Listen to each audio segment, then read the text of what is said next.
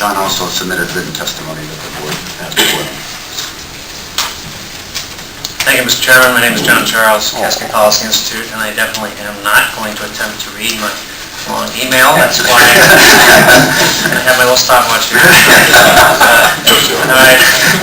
Email speaks for itself, and you can ask questions if you want. But I'd like to comment first on the juxtaposition of your public posture 8 days ago versus today.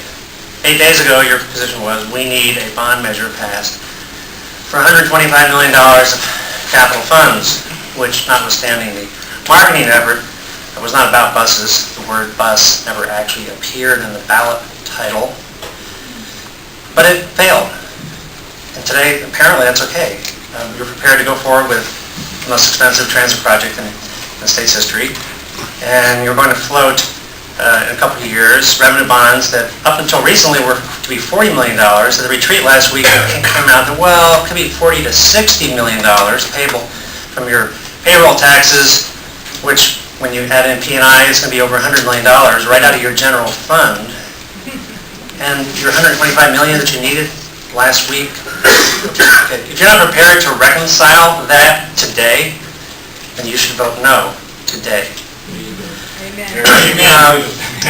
At both the retreat and the way this has been structured today, it's all, you're being pushed into a corner through peer pressure that this isn't really a TriMet project, it's a project of the region. There's a regional transportation plan, and JPAC endorsed it, and Metro Council endorsed it, and the Clackamas County Chairwoman was here today, and there's a whole kumbaya thing going on here, and really, you don't really have an important role, just go ahead and vote yes.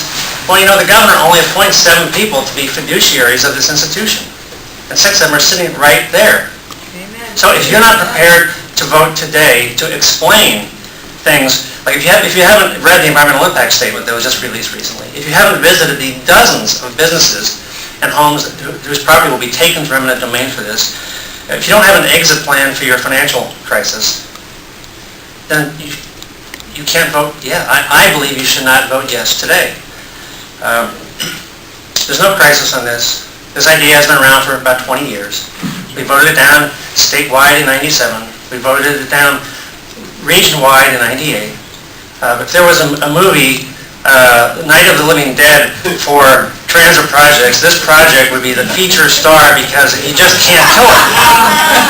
Well, if you are not prepared to explain any of your doubts, if you have any doubts, if you aren't prepared to explain them today, then you just vote no. You can recess it in 2 weeks, in 2 months, whatever.